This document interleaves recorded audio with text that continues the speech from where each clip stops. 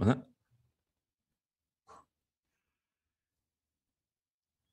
Aduh, ini Ustadz kemana ya? Belum ada. Tadi mah. Sallallahu alaihi wa ala alihi wa sahbihi wa sallama tasliman katsira. Thumma amma ba'd. Alhamdulillah, kembali kita melanjutkan pelajaran kita dengan membaca buku tafsir salat. Dan insyaallah di kesempatan kali ini kita akan memberikan penjelasan terhadap makna syahadat anna Muhammadan abduhu wa rasuluh. Yang ini merupakan pelengkap dari lafaz at-tahiyyat. Kita sudah menyelesaikan sampai asyhadu an la ilaha illallah. Selanjutnya kalimat wa asyhadu anna Muhammadan abduhu wa rasuluh. Dan aku bersaksi bahwa Muhammad adalah hamba dan utusannya. Syahadat yang kedua adalah ikrar bahwa Muhammad adalah hamba dan utusan Allah Azza wa Jalla. Disebut sebagai hamba karena beliau tidak memiliki sifat ketuhanan. Sehingga kita sebut beliau sebagai abduhu, hamba Allah. Dan disebut sebagai utusan Allah wa rasuluhu, utusan Allah, karena beliau adalah orang yang mendapatkan wahyu dari Allah Ta'ala, sehingga kita wajib mentaati dan mengikuti petunjuk beliau dalam beribadah maupun dalam praktek yang lainnya. Karena mentaati utusan sama dengan mentaati yang mengutus. Dan ini kaidah ya. Jadikan ini sebagai kaidah. Mentaati utusan sama dengan mentaati yang mengutus. Allah Ta'ala berfirman, "May yuti'ir rasula faqad ata'a Allah." Barang siapa yang mentaati Rasul, maka hakikatnya dia mentaati Allah Ta'ala. Karena mentaati utusan sama dengan mentaati zat yang mengutus. Ini secara ringkas penjelasan tentang makna syahadat anna Muhammadan abduhu wa rasuluh. Bahwasanya Muhammad adalah hamba dan utusan Allah Subhanahu wa ta'ala. Selanjutnya para ulama menjelaskan ada 4 konsekuensi ketika seorang hamba bersyahadat anna Muhammadan abduhu wa rasuluh. 4 konsekuensi syahadat tentang kerasulan Muhammad sallallahu alaihi wasallam. Tentang kerasulan. Baik. Ketika kita mengakui bahwa Nabi Muhammad sallallahu alaihi wasallam wa asyhadu anna Muhammadan abduhu wa rasuluhu. Ketika kita menyatakan aku bersaksi bahwa Muhammad adalah hamba dan utusan Allah, maka ada 4 konsekuensinya. Yang pertama adalah tasdiquhu fima akhbar. Tasdiquhu fima akhbar. Membenarkan semua berita yang beliau sampaikan. Sekalipun berita itu barangkali tidak masuk akal bagi sebagian hamba. Berita itu tidak sejalan dengan misalnya tidak sejalan dengan logikanya dan seterusnya. Kenapa kita harus membenarkan semua berita yang datang dari Nabi Sallallahu Alaihi Wasallam?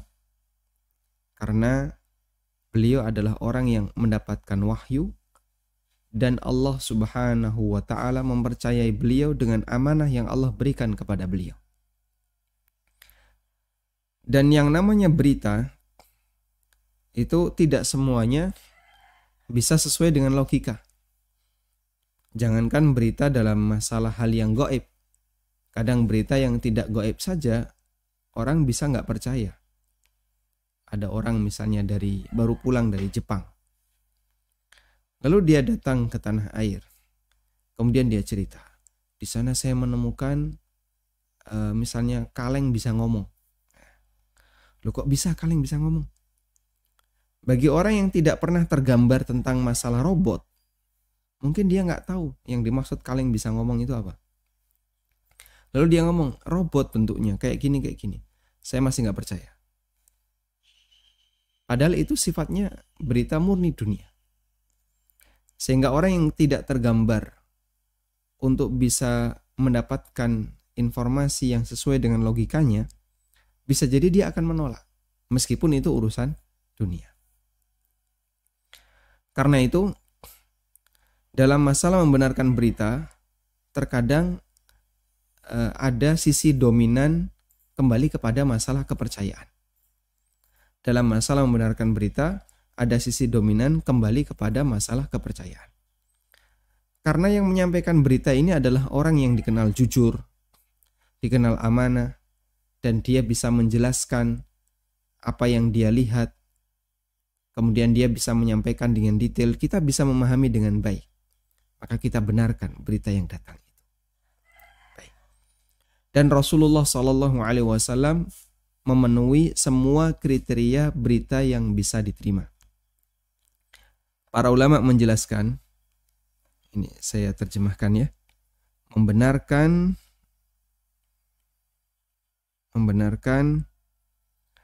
apa yang beliau beritakan.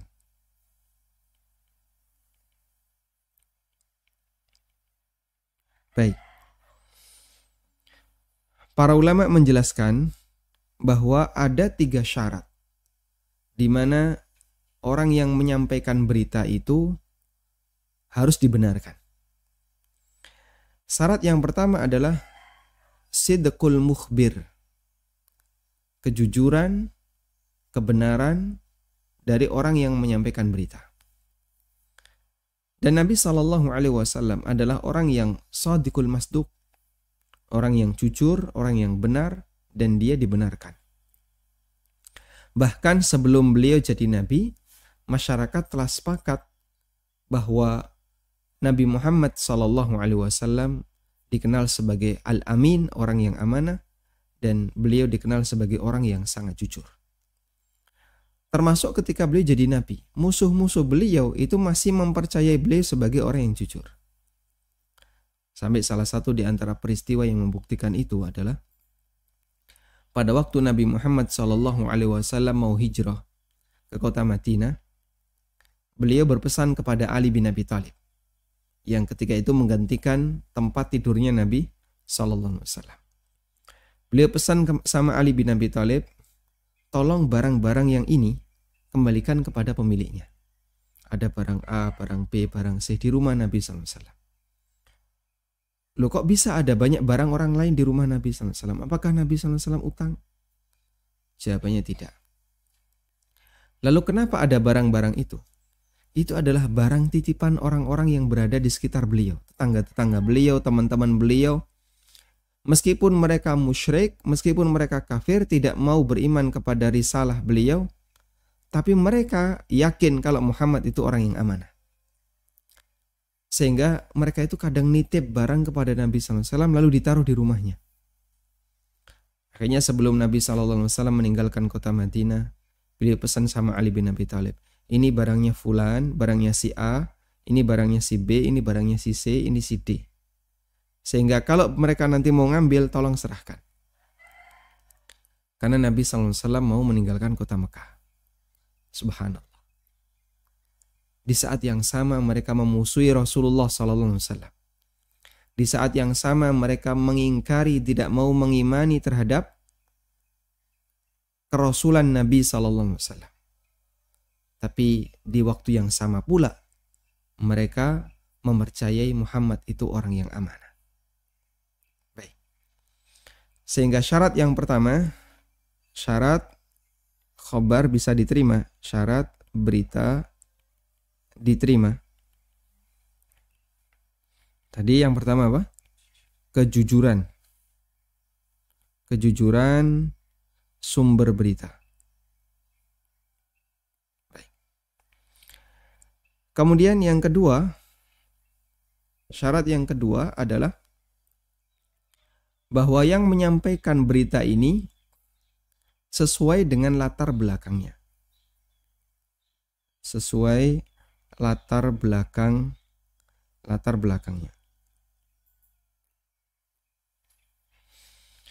Yang dimaksud sesuai dengan latar belakangnya bagaimana, Pak? Masing-masing orang itu punya kemampuan sesuai dengan yang Allah berikan kepadanya. Sehingga ada orang yang punya kemampuan dalam disiplin ilmu A, disiplin ilmu B, disiplin ilmu C, D, dan seterusnya. Dan ketika orang menceritakan tentang disiplin ilmunya, kalau itu sejalan dengan apa yang dia pelajari, linear, maka dia akan bisa menjelaskan dengan sangat komprehensif, sangat bagus. Karena sejalan dengan apa yang dia pelajari.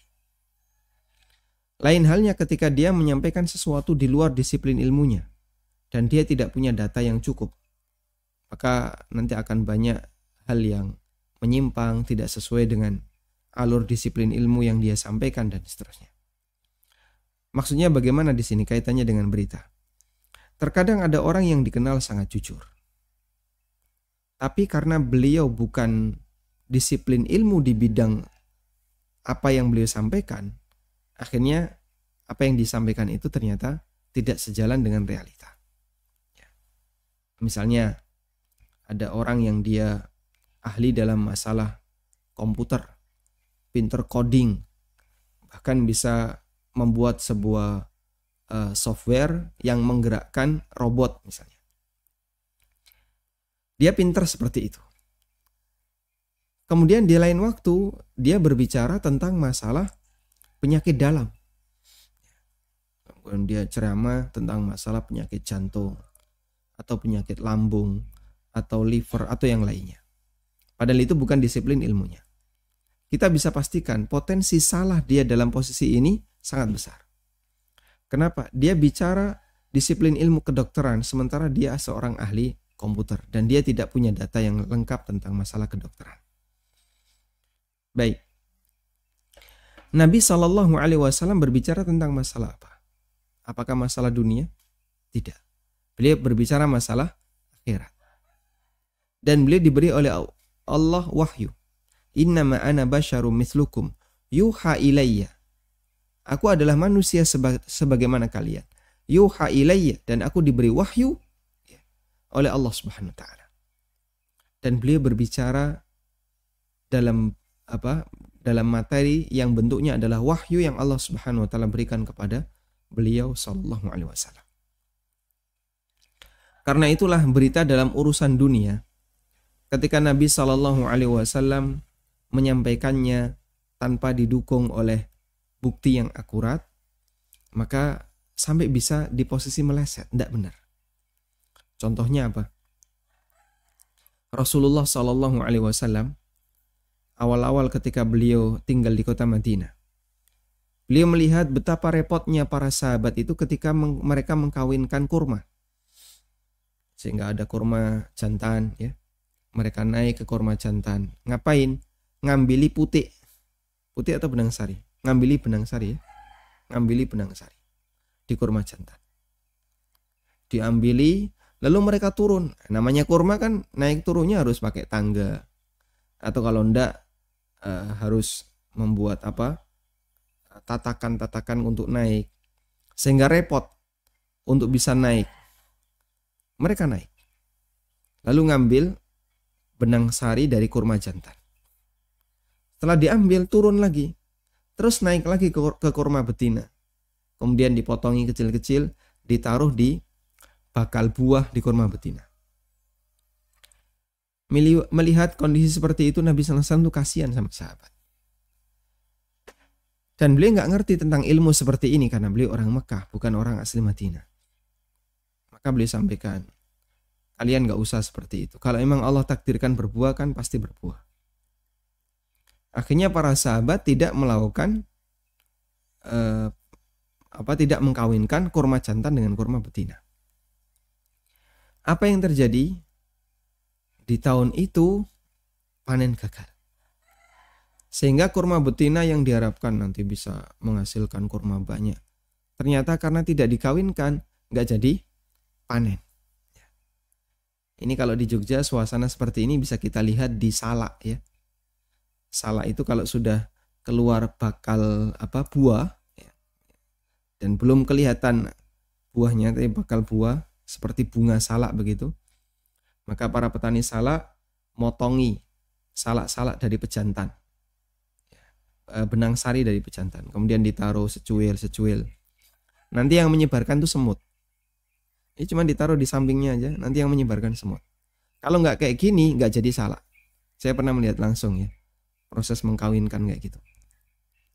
Nah sahabat melakukan itu untuk kurma. Kalau salak kan di bawah, kalau kurma di atas. Sehingga naik turun. Nabi SAW karena melihat mereka ini melakukan seperti itu kok repot banget, kasihan. Udah biarin aja lah. Nanti kalau memang giliran berbuah kan berbuah. Apa yang terjadi? Gagal berbuah. Akhirnya mereka wadul ya, lapor kepada Nabi SAW, ya Rasulullah, terjadi seperti ini. Kemudian Nabi SAW mengatakan apa? Antum a'lamu bi amri dunyakum. Kalian lebih paham tentang urusan dunia kalian. Sehingga ketika beliau berbicara sesuatu yang itu di luar wahyu dari Allah Subhanahu wa taala dan beliau tidak punya latar belakang dalam masalah itu, memungkinkan untuk terjadi kekeliruan. Baik. Selanjutnya, syarat berita yang ketiga agar bisa diterima adalah bisa memahamkan.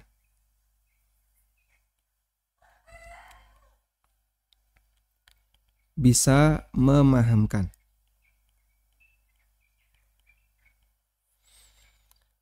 Ada orang yang jujur dan dia menyampaikan sesuai dengan latar belakangnya, tapi dia nggak bisa memahamkan, sehingga ngomongnya gerambiang, nggak jelas. Lah gimana saya bisa menerima wong dia menyampaikannya nggak jelas? Bisa memahamkan di sini ada banyak bentuk. Bisa misalnya tidak terbuka. Cuman disampaikan sebagian dan itu pun isyarat. Maka orang yang menerima kebingungan, ini maksudnya gimana sih? Kok sifatnya hanya isyarat? Nah, di posisi seperti ini karena tidak terbuka, mungkin orang yang mendengar akan kesulitan untuk bisa memahami. Karena kan kadang ada orang yang jujur ya, lalu dia melihat sebuah kejadian, kemudian dia menyampaikan itu kepada orang lain. Dia jujur, dia melihat kejadian, tapi ketika dia menyampaikan itu pakai isyarat. Dan kita nggak bisa menangkap secara maksimal. Ini cuman baru isyarat, kurang bloko ya, tidak terbuka 100%. Sehingga kita tidak bisa memastikan apa yang beliau sampaikan. Baik. Dan Nabi SAW dalam masalah syariat tidak ada yang tidak dibuka. Semuanya dibuka. Sehingga tidak ada yang disembunyikan oleh Rasulullah SAW. Karena itu ketika Imam Malik bin Anas rahimahullah mengkritik orang yang melakukan perbuatan bid'ah, beliau mengatakan, man ibtada'a bid'atan fara'ahu hasanan faqad za'ama bi anna Muhammadan sallallahu alaihi wasallam khana risalah. Barang siapa yang melakukan perbuatan bid'ah dan dia anggap itu sesuatu yang baik, maka dia berarti telah menilai Nabi Muhammad sallallahu alaihi wasallam sebagai pengkhianat risalah. Padahal Nabi SAW tidak pernah menyembunyikan apapun yang itu datang dari Allah Subhanahu wa taala untuk disampaikan kepada umat manusia. Makanya ketika Nabi SAW selesai ceramah, dan ceramah itu berkaitan dengan aturan-aturan penting, kadang beliau tanya kepada para sahabat, ala hal qad balagtu, bukankah aku telah menyampaikan penjelasan ini? Qalu bala, mereka pun mengatakan, betul ya Rasulullah. Lalu Nabi SAW mengangkat jarinya ke atas, sambil mengatakan, Allahumma syhad, ya Allah saksikanlah kalau aku telah menyampaikannya. Sehingga tidak ada yang disembunyikan oleh Rasulullah sallallahu alaihi wasallam. Dan beberapa kali kadang beliau menyampaikan seperti itu. Bukankah aku telah menyampaikannya? Ala qad balagtu, bukankah aku telah menyampaikannya? Dan beliau ingin agar sahabat-sahabatnya ini menjadi saksi kalau Nabi SAW telah menyampaikan risalah itu. Tidak ada yang beliau sembunyikan. Karena itu Rasulullah SAW ketika beliau menyampaikan, beliau terbuka.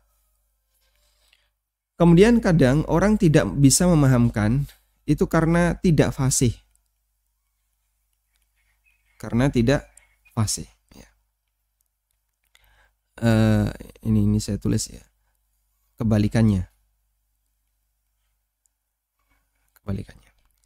Jadi orang bisa, syarat berita diterima itu bisa memahamkan.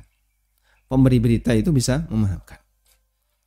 Kebalikannya, kadang dia tidak bisa memahamkan karena yang pertama dia sampaikan secara tidak terbuka. Cuman isyarat-isyarat, tidak bloko ya, tidak terus terang. Yang kedua tidak fasih. Kadang orang menyampaikan sebuah berita tapi nggak fasih. Anak kecil itu bisa jadi jujur. Anak kecil ya. Kemudian yang kedua, dia bicara apa yang dia lihat. Tapi ketika dia menyampaikan kepada orang tuanya, bingung bagaimana cara menyampaikannya. Itu anak menceritakan, waduh, pakai ngalor ngidul. Maksud kamu gimana? Akhirnya karena dia merasa nggak bisa menjelaskan secara verbal, orang tuanya ditarik, diajak untuk ikut melihat langsung. Karena seperti itu. Maka di posisi ini ketika anak menyampaikan sebuah kalimat, tapi nggak fasih, nggak jelas, maka berita itu belum bisa diterima. Baik. Dan jamaah yang dimuliakan Allah Subhanahu wa taala, berita dari Nabi sallallahu alaihi wasallam terpenuhi 3 ini. Kejujuran sang pemberi berita, kejujuran sumber berita. Nabi sallallahu alaihi wasallam enggak ada orang yang meragukan kejujuran beliau. Sesuai dengan latar belakangnya, apa yang beliau sampaikan adalah wahyu. Wa may yantiqu 'anil hawa in huwa illa wahyu yuha. Dan itu sesuai dengan latar belakang Nabi sallallahu alaihi wasallam di mana beliau mendapatkan wahyu. Yang ketiga, beliau bisa memahamkan. Nabi SAW fasih berbahasa Arab, fasih berbicara, dan beliau juga terbuka, tidak ada yang disembunyikan. Maka jika ada sebuah hadis itu sahih dari Nabi SAW, tidak ada lagi alasan untuk menolaknya. Sehingga kalau ada orang yang tetap menolak padahal itu jelas sahih, dengan mempermasalahkan, kok saya belum bisa menerima ya logika saya. Masa sih lalat jatuh di sebuah minuman lalu malah ditenggelamkan? Itu kan menjijikkan, kenapa nggak langsung dibuang? Terus katanya satu sayap ada penyakit, satu sayap ada obatnya. Saya belum bisa menerima. Nah, sebab orang belum bisa menerima itu, pertama karena dia tidak pernah mengindranya, tidak pernah melihatnya, tidak pernah mendengarnya. Yang kedua, dia belum membuktikannya secara ilmiah, belum membuktikan, bukan tidak terbukti ya, tapi belum membuktikan. Atau yang ketiga, karena nalarnya tidak bisa menjangkau. Dan kalau orang tidak bisa membuktikan, seharusnya sikap yang benar adalah menerima. Baik. Kemudian yang kedua, konsekuensi yang kedua. Ta'atuhu fima amar. Ta'atuhu fima amar. Mentaati apa yang beliau perintahkan.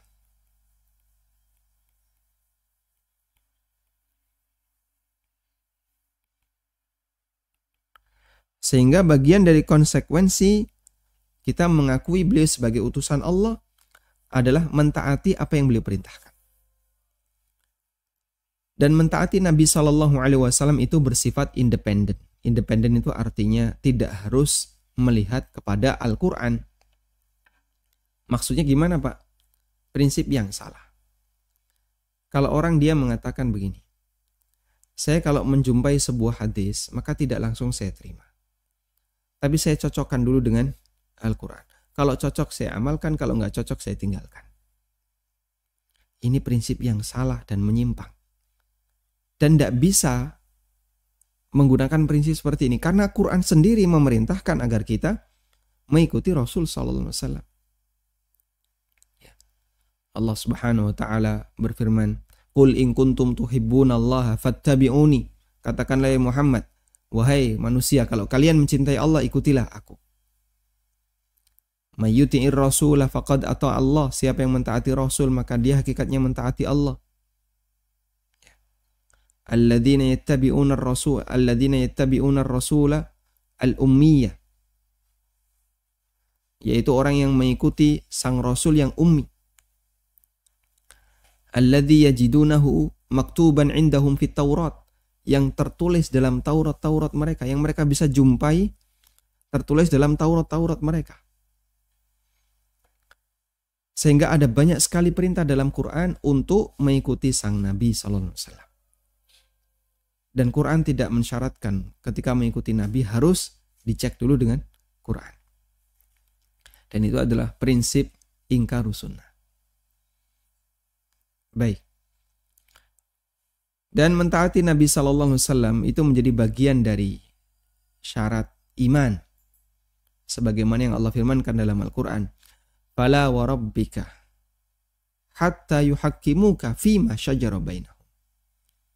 Thumma la yajiduna fi anfusihim harajan mimma qadaita wa yusallimu taslima. Fala wa rabbika la yu'minun. Demi Rabbmu mereka tidak beriman. Hatta yuhakkimuka. Sampai mereka menjadikan engkau wahai Muhammad sebagai hakim. Sampai mereka menjadikan Nabi Muhammad SAW sebagai penentu keputusan. Karena itulah Allah Subhanahu wa Ta'ala akan bertanya kepada kita, "Madza ajabtumul mursalin?" Respon apa yang telah kalian perbuat terhadap para rasul? Ketika Allah mengutus rasul, apa yang kamu lakukan? Allah akan bertanya tentang itu. Dan salah satu di antara pertanyaan bagi ahli kubur adalah pertanyaan tentang siapa? Rasulullah sallallahu alaihi wasallam. Man hadzal ladzi bu'itsa fikum? Siapakah yang diutus kepada kalian? Kalau dia adalah orang yang mentaati Rasul, maka dia bisa menjawab, huwa Rasulullah sallallahu alaihi wasallam.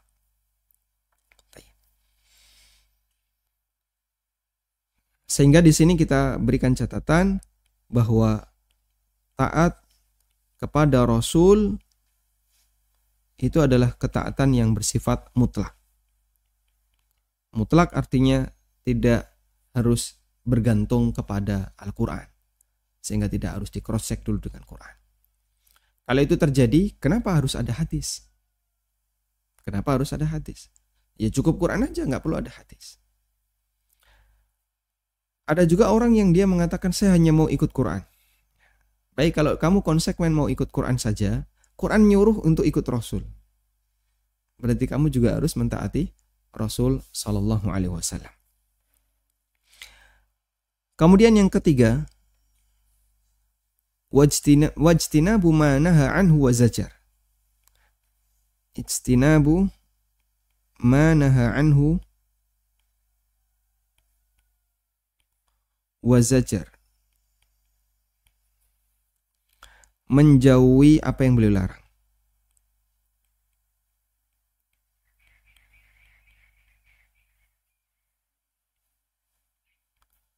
Konsekuensi yang keempat ketika kita bersyahadat wa asyhadu anna Muhammadan abduhu wa rasuluhu adalah kita menjauhi apa yang beliau larang. Nabi sallallahu alaihi wasallam melarang A, melarang B, melarang C. Maka harus kita jauhi. Dan menjauhi larangan itu tidak dikembalikan kepada kemampuan. Karena orang diam saja, itu berarti dia sudah menjauhi larangan.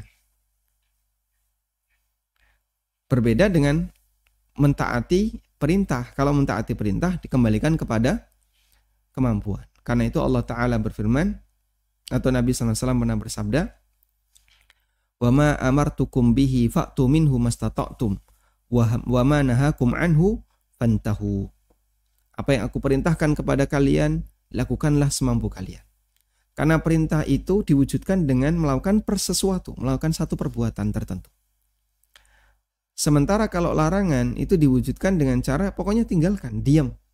Dan orang diam itu tidak butuh istitoah, tidak butuh kemampuan. Karena semua orang bisa diam. Kamu jangan minum khamr. Sehingga dia diam aja, nggak minum khamr, bisa dia. Tidak dikembalikan kepada istitoah. Kamu jangan ngerokok. Maka kalau dia tidak ngambil rokok, tidak menyalakan api untuk menyalakan rokok, dia diam saja, dia nggak ngerokok. Cuman masalahnya kadang nggak betah. Ya. Sehingga pertimbangan kenapa meninggalkan sesuatu yang haram itu berat, masalah betah dan tidak betah. Dan nafsu itu ketika dia diumbar dengan yang enak-enak menurut dia, maka dia akan terbiasa dengan itu. Sehingga ketika diputus sulit. Ya. Karena masih ada keinginan untuk mendapatkannya. Karena itu para ulama mengatakan an-nafsu katifli. Jiwa itu sebagaimana bayi. Kalau kamu tidak menyapihnya, maka dia selamanya tidak akan bisa pedot ya, dari keinginan dia untuk minum ASI. Sehingga perlu untuk disapih. Nah, menyapih nafsu, menyapih jiwa itu dengan cara menghindarkan jiwa tadi dari hal-hal yang maksiat, atau menghindarkan jiwa tadi dari hal-hal yang didukung oleh hawa nafsu, atau membiasakan jiwa itu untuk melakukan ketaatan. Kemudian yang keempat, wa alla ya'budallaha illa bima syara'a. La ya'budullaha illa bima syara'a. Beribadah, kita hanya beribadah sesuai ajaran beliau sallallahu alaihi wasallam. Kenapa ketika kita beribadah harus sesuai dengan ajaran beliau? Karena Allah mengutus beliau untuk menjelaskan manusia bagaimana cara beribadah kepada Allah. Sehingga kalau manusia diperbolehkan untuk beribadah sendiri-sendiri sesuai dengan keinginan dia, maka fungsi beliau sebagai Rasul itu nggak berlaku. Ngapain ada Rasul? Oh, manusia boleh beribadah dengan caranya sendiri-sendiri. Saya sholatnya seperti ini Pak, versi saya. Yang B nanti sholat versi B, yang C nanti puasa versi C. Ini hajinya di tanggal sekian. Jadi orang boleh berkreasi sendiri dalam masalah ibadah. Terus ngapain ada Rasul? Sehingga kalau orang boleh berkreasi dalam masalah ibadah, fungsi Rasul nggak jalan. Justru Rasul itu diutus oleh Allah untuk menjelaskan kepada manusia bagaimana cara mereka agar bisa selamat ketika kembali kepada Allah. Karena hamba diperintahkan untuk ibadah. Terus gimana caranya? Allah akan menjelaskan. Nah, penjelasan Allah itu melalui para nabi. Lalu para nabi itu menjelaskan kepada umat manusia. Baik. Jamaah yang dimuliakan Allah Ta'ala, ketika kita melakukan 4 konsekuensi ini, maka hakikatnya kita telah mewujudkan kalimat syahadat wa asyhadu anna Muhammadan abduhu wa rasul. Dan aku bersaksi bahwasanya Muhammad adalah hamba dan utusan Allah Subhanahu wa taala. Baik. Walhamdulillahirabbil alamin. Selanjutnya di sini kita akan berikan sedikit catatan tentang bacaan salam setelah Nabi SAW meninggal, yang kemarin sempat kita singgung beberapa kali. Kita baca secara sekilas karena ini sudah pernah kita bahas ya. Bacaan salam setelah Nabi SAW meninggal. Bacaan salam untuk Nabi SAW pada semua kalimat tasyahud di atas menggunakan kalimat Assalamu alayka ayyuhan Nabi. Menggunakan kata ganti kedua. Keselamatan untuk Anda. Menggunakan kata ganti orang kedua. Ketika Nabi SAW sudah meninggal, para sahabat menggantinya dengan kalimat Assalamu ala Nabi. Tidak menggunakan kalimat kata ganti Anda. Sebagaimana keterangan Ibnu Mas'ud. Assalamu alayka ayuhan Nabi wa huwa baina dhahranaina. Kalimat Assalamu alayka ayuhan Nabi itu ketika beliau masih berada di sekitar kami. Artinya beliau masih hidup. Falamma qubida qulna assalamu ala Nabi. Setelah beliau wafat, maka yang kami baca adalah Assalamu ala Nabi. Selanjutnya ulama berbeda pendapat, apakah pergantian ini atas petunjuk Nabi sallallahu alaihi wasallam ataukah ijtihad pribadi Ibnu Mas'ud radhiyallahu anhu. Pendapat pertama mengatakan perubahan ini adalah atas petunjuk Nabi sallallahu alaihi wasallam. Dan ini merupakan pendapat Syekh Albani rahimahullah. Beliau mengupas tentang masalah ini untuk meyakinkan bahwa ini bukan ijtihad Ibnu Mas'ud, tapi ini petunjuk dan atas bimbingan dari Nabi SAW. Sehingga ganti itu karena diperintahkan oleh Nabi SAW. Kemudian pendapat yang kedua, bahwa perubahan ini adalah murni ijtihad Ibnu Mas'ud.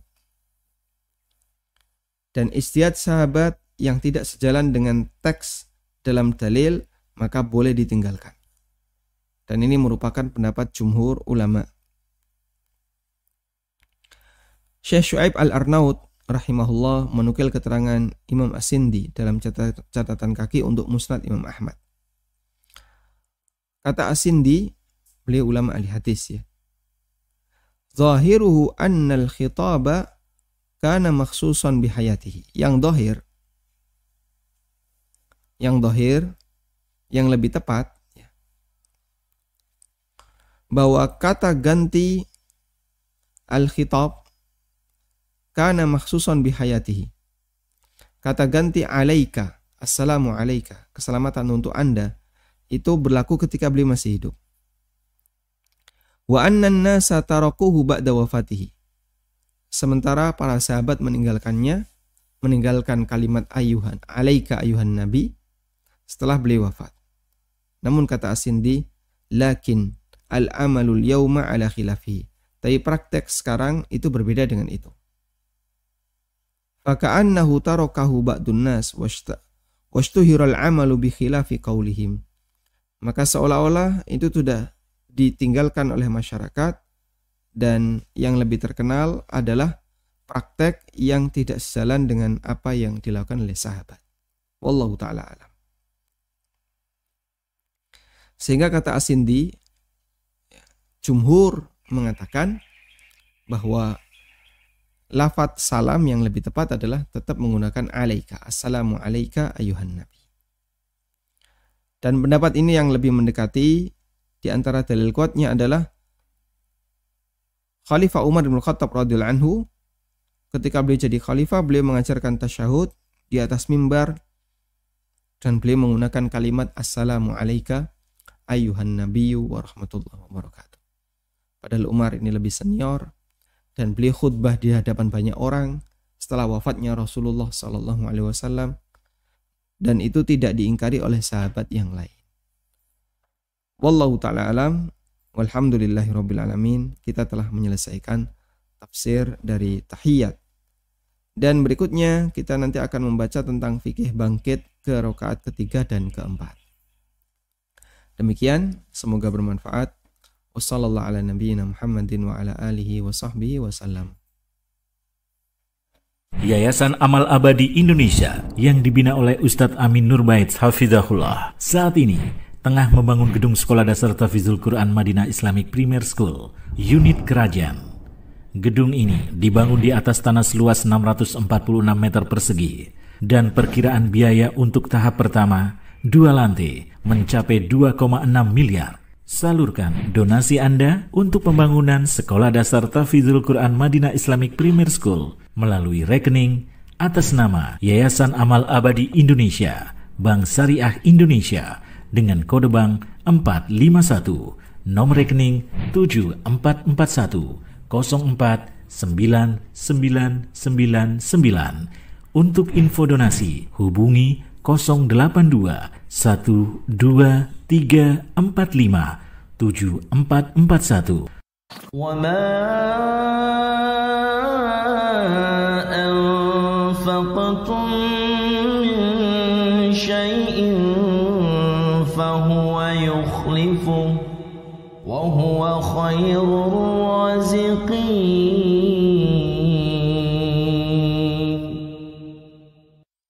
Alhamdulillahirrabbilalamin. Selanjutnya kami persilahkan bagi Anda yang mau bergabung. Bismillah. Silahkan. Assalamualaikum warahmatullahi wabarakatuh. Waalaikumsalam warahmatullahi wabarakatuh. Kalau Bu Ustaz, mau nanya masalah masbuk belum begitu paham Ustaz. Masalah Kemarin masbuk Masbuk. dalam sholat berjamaah. Nah, Karena anak jarang sholat berjamaah di masjid. Tapi kadang kalau kumpul sama teman-teman ahwat terus kemarin anak ikut sholat berjamaah pas pada rakaat kedua. Pada saat sholat itu satu rakaat aja terus imamnya salam. Nah, anak ikut tasawuf juga pada saat rakaat terakhir sholat asar Ustaz. Nah, imamnya salam setelah dapat anak dapat satu rakaat aja. Pas ruku anak langsung takbir langsung ikut ruku. Habis itu satu rakaat aja anak dapat karena imamnya langsung tasawuf akhir. Nah, habis itu anak langsung berdiri tasawuf rakaat kedua tasawuf lagi, benar ke Ustaz terus. Berarti anak 3 kali tasawuf Ustaz. Nah, apakah benar Ustaz? Terus bagaimana kalau seandainya anak ragu, anak sholat ulang di rumah karena kurang begitu yakin dengan sholat tadi, apakah benar atau enggak? Anak sering kayak gitu Ustaz, kalau ragu anak ulang lagi di rumah sholatnya karena anak merasa ragu apakah benar sikap anak tersebut. baik. Terus Ustaz anak bertanya lagi sholat kedua, jika pada saat syahadat gitu Ustaz, apakah boleh kita mengartikan syahadat itu dalam hati setelah mengucapkan syahadat? Itu aja Ustaz. Jazakallahu khairan. Assalamualaikum warahmatullahi wabarakatuh. Waalaikumsalam warahmatullahi wabarakatuh. Baik. Yang pertama, Anda mengikuti imam karena Anda masbuk sehingga sistematika sholatnya jadi berantakan ya.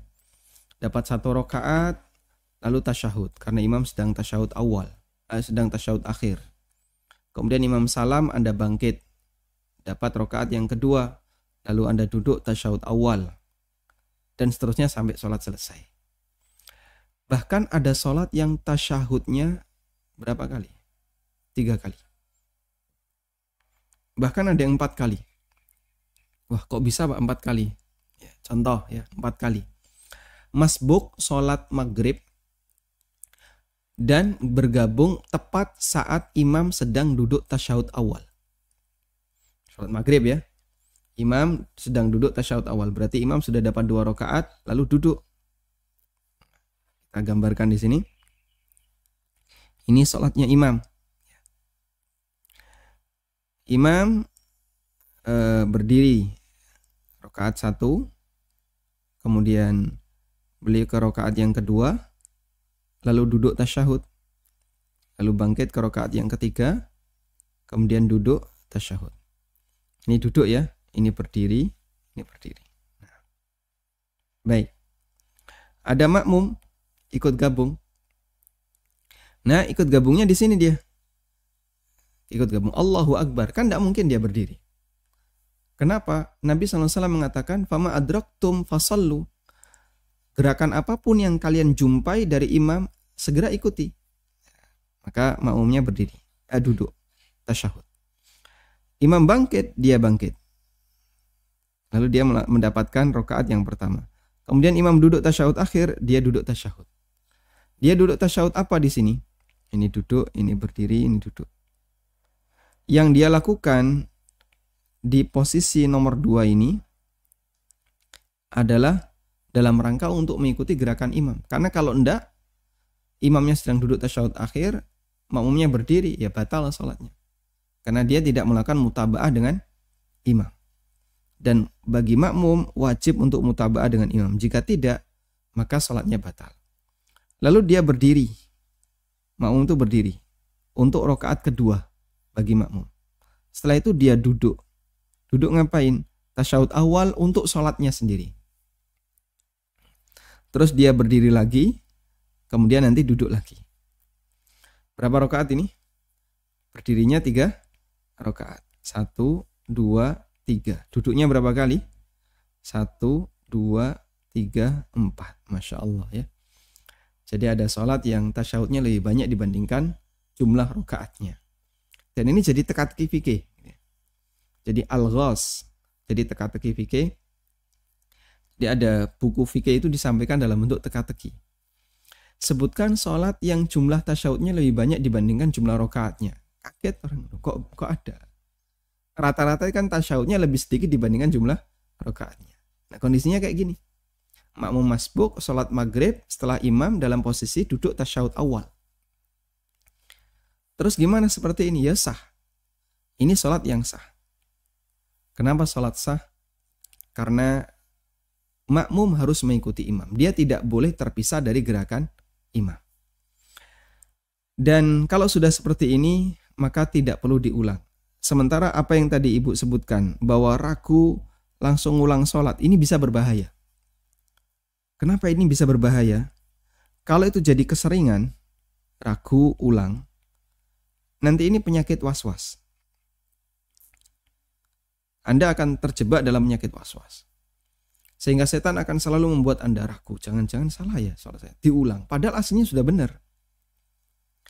Makanya hindari seperti ini.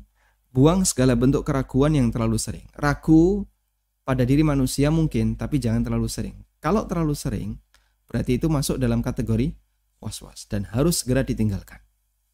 Wallahu ta'ala alam. Nah. Silakan. Halo, Assalamualaikum. Waalaikumsalam warahmatullahi. Ustaz mau tanya, apabila kita masbuk, terus imam sudah posisi tasyahud akhir, posisi duduknya kan tawarruk. Apakah kita sebagai makmum ikut tawarruk atau iftirash posisi duduknya? Baik. Itu aja Ustaz. Barakallahu fiik. Assalamualaikum warahmatullahi wabarakatuh. Waalaikumsalam warahmatullahi wabarakatuh. Misalnya sholat isya atau sholat 4 rakaat yang lainnya termasuk sholat maghrib. Ini selain subuh ya. Imam duduk tasyahud akhir untuk sholat yang memiliki 2 tasyahud. Berarti imam melakukan apa? Tawarruk. Imam duduk dalam posisi tawarruk. Sementara kita masbuk. Nah, apakah posisi duduk kita ikut imam sama-sama tawarruk? Ataukah kita boleh iftirash? Ada khilaf dalam masalah ini. Dan pendapat yang lebih kuat adalah kita iftirash. Kenapa? 1, dulu pernah kita sampaikan ya, bahwa mengikuti imam itu ada yang gerakan mayor atau gerakan yang nampak di permukaan, dan sebaliknya ada gerakan minor, gitu ya. Gerakan minor itu detail tata cara. Misalnya berdiri itu gerakan apa? Mayor. Kenapa? Nampak di permukaan. Duduk itu gerakan mayor. Kemudian ruko itu gerakan mayor. Semua rukun-rukun besar dalam sholat itu gerakan mayor. Contoh yang gerakan minor gimana Pak? Posisi tangan saat sedekap. Apakah di atas punggung telapak tangan, di pergelangan, ataukah di hasta? Ketika takbiratul ihram, setinggi pundak ataukah setinggi telinga? Ini gerakan apa? Minor. Kemudian saat tasyahud, apakah jari diam ataukah digerakin? Ketika i'tidal, kita berdiri, apakah sedekap atau tangan dilepas? Itu semuanya adalah gerakan minor. Dan pendapat yang benar, makmum tidak harus mengikuti imam dalam semua gerakan baik mayor maupun minor.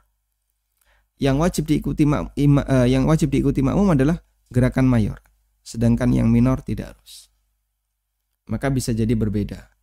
Imamnya misalnya ketika i'tidal dia lepas, sami Allahu liman hamidah, tangannya dilepas.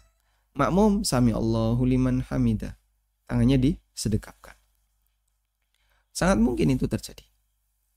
Dan itu bagian dari gerakan mayor dan minor. Dari situ, wallahu alam, untuk pertanyaan Anda tadi ya, imamnya tawarruk, makmumnya apakah boleh iftirash? Jawabannya, bentuk itu masuk gerakan minor. Sehingga Anda yang penting pokoknya duduk, sama seperti imam duduk, cuman bentuk duduknya beda. Sehingga kelihatan dari luar semuanya duduk nggak? Semuanya duduk. Kelihatan dari luar, orang yang sholat jamaah itu semuanya duduk. Meskipun bisa jadi model-model gerakannya beda-beda. Ya. Ada yang pakai isyarat jarinya digerakkan, ada yang duduknya iftirash, ada yang tawarruk, ada yang model yang lain, dan seterusnya. Yang kedua, bahwa kenapa makmum iftirash? Karena makmum itu mau bangkit. Dan karakter duduk orang yang mau bangkit adalah iftirash. Maka ketika dia menjumpai imam sedang tawarruk di posisi ini, makmum cukup iftirash. Wallahu a'lam. Silakan.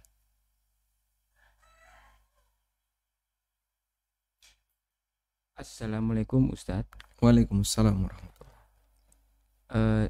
Jika sehabis sujud atau bangun dari sujud belakangan ini saya sering merasakan kencing yang keluar lagi. Apakah boleh saya sholat dalam keadaan duduk karena berdiri saya khawatir akan mengeluarkan air kencing? Usianya berapa yang bertanya? Tidak disebutkan ya. Ketika berdiri dari sujud kencing keluar, saya ingin memastikan apakah itu keluar benar ataukah hanya was-was. Jadi kadang ada orang yang dia ketika sholat itu dihantui dengan was-was. Kayaknya kok ada keluar, kayaknya begitu ya. Itu solusinya bagaimana? Pertama, Anda perlu waspada dengan penyakit ini. Was-was. Yang ini godaan setan yang besar bagi manusia, sehingga menyebabkan mereka itu terasa berat sekali ketika beribadah. Untuk bisa selesai wudhu itu Masya Allah ya, menghabiskan air 1 ember sekali wudhu. Untuk takbiratul ihram itu Masya Allah butuh waktu 15 menit. Allah gagal, Allahu Akbar. Salat sudah mau selesai dia baru berhasil. Pernah saya lihat ada orang yang dia itu masbuk, imam sudah dapat 2 rakaat, tinggal 2 rakaat, salat duhur atau asar gitu. Lalu dia itu mulai bis itu Masya Allah, bis itu berkali-kali sampai salam belum selesai. Sampai salam itu dia nggak berhasil untuk takbiratul ihram. Subhanallah, betapa kasihannya orang ini. Dan dia basah, ya, pakaiannya banyak yang basah. Mungkin ketika wudhu itu terlalu berlebihan sehingga cipratannya banyak. Dia itu cuma mau menyuarakan bis kemudian Allah, bis Allah itu gagal berkali-kali. Itu penyakit was-was. Nah sekarang yang untuk urusan kencing tadi ada beberapa indikator ya. Kalau itu adalah was-was. Yang pertama masalah usia. Kalau Anda masih muda, ya, maka sangat mungkin ini adalah was-was. Baik. Yang kedua adalah masalah penyakit. Anda punya nggak riwayat penyakit yang berkaitan dengan urologi? Tidak ada, Pak. Ya, coba diingat-ingat barangkali dulu pernah jatuh atau apa, lalu pernah punya gangguan kencing misalnya. Tidak ada. normal-normal saja. Alhamdulillah. Baik, 1 dan 2 Anda berhasil. Kalau usia Anda masih usia muda, 40 tahun, 50 tahun, masih muda ya? Masih muda. Nah, intinya belum mati gitu ya. Usia Anda masih di bawah 50 tahun. Anda masih produktif. Biasanya orang seperti itu tidak kena penyakit kayak gini. Lain kalau sudah usia 70 tahun, 80 tahun, yang mengatur apa ya, saraf atau apa, yang kadang dia kencing nggak terasa, atau dia tidak punya daya menahan, jadi disuruh ngampet nggak bisa, nanti kemudian tiba-tiba keluar. Sementara kalau Anda masih muda, nggak punya riwayat penyakit seperti itu, maka pada asalnya itu tidak terjadi. Nah, satu lagi ya, sebagai uji coba, Anda buang air kencing ya, kemudian wudhu, setelah wudhu futsal atau lari atau apa ya, terserah, pokoknya lakukan aktivitas apapun yang bukan sholat. Jadi alihkan perhatian.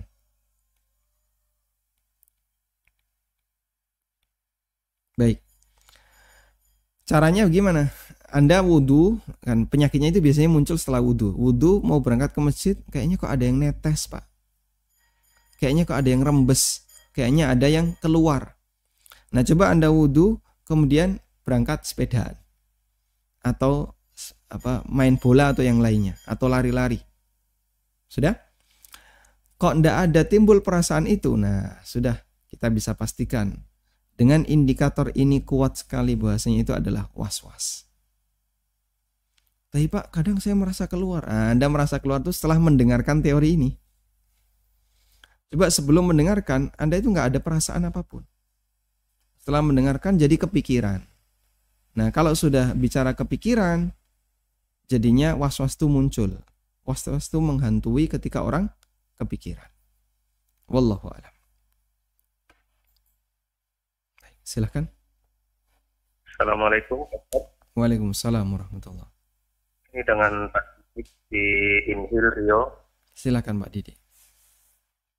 Saya mau tanya Pak Ustadz, masalah dalam tasyahud itu di dalam salawatnya, apa yang membedakan antara Sayyidina dengan tidak Sayyidina, dan mana dalil yang lebih sahih hadisnya yang menggunakan Sayyidina atau tidak menggunakan Sayyidina, dan apa itu arti Sayyidina di dalam tasyahud. Jadi, dan doa di dalam fil alamina innaka hamidum majid itu ada juga yang tidak menggunakan fil alamina innaka fil alamina langsung innaka hamidum majid. Nah, itu mana yang lebih sahih dalilnya antara innaka hamidum majid dengan fil alamina innaka hamidum majid? Itu saja Pak Ustaz. Nah. Ya, barakallahu fikum Pak Ustaz. Wafikum barakallah. Baik. Kita akan melihat tentang sholawat ya. Sebenarnya ini materi kajian berikutnya. Kita baru sampai di halaman 260-an Pak. Sementara sholawat itu berada di halaman 270-an. Dan insya Allah nanti kita akan bahas Bapak. Sehingga untuk tafsir sholawat nanti kita akan sebutkan macam-macam redaksi sholawat. Kemudian nanti kita akan bahas tafsirnya, termasuk penjelasan ya. Kenapa kita tidak membaca Sayyidina? Ya. Apa sih bedanya antara Sayyidina dengan tidak diberi Sayyidina? Ya bedanya di situ ada tambahan redaksi. Allahumma sholli ala Sayyidina Muhammad wa barik ala Sayyidina Muhammad. Di situ ada tambahan redaksi apa? Sayyidina. Nah, tambahan redaksi itu boleh ataukah tidak? Sehingga kita ketika membaca sholawat kita tambahkan itu, dan itu dalam sholat. Termasuk juga ketika kita membaca salam. Assalamu alayka ayuhan nabi al-ummi alladhi yajidunahu maktuban indahum fit Taurat. Jadinya panjang ya. Keselamatan untuk Anda wahai nabi, nabi yang ummi. Al-Qurashi, Al-Hashimi, yang berasal dari Bani Hashim, dari suku Quraisy, Al-Arabi, yang berasal dari Arab, atau seterusnya. Boleh nggak kayak gitu? As-Sayyid, sang pemimpin. Wah, nanti jadinya nambah-nambahi redaksi. Jadinya apa? Nambah-nambahi redaksi. Padahal Nabi SAW cuma mengajarkan ringkas. Assalamu alaika ayyuhan nabi. Keselamatan untuk Anda wahai Nabi. Wallahu ta'ala alam. Kami dengan sadar lebih memilih untuk tanpa menambahkan sayyidina. Dan insya Allah nanti kita akan bahas itu. Kami tidak menggunakan tambahan sayyidina. Baik. Kemudian dalam redaksi sholawat untuk Nabi SAW, karena ada banyak macam redaksi, ada yang di bagian akhir itu ada tambahan fil alamina innaka hamidum majid, ada yang tidak ada tambahan itu. Dalam sholawat Ka'ab bin Ujrah di situ tidak ada tambahan. Kama shallaita ala Ibrahim wa ala ali Ibrahim innaka hamidum majid. Kama barakta ala Ibrahim wa ala ali Ibrahim innaka hamidum majid. Sehingga di sini tidak ada kalimat fil alamina. Wallahu a'lam.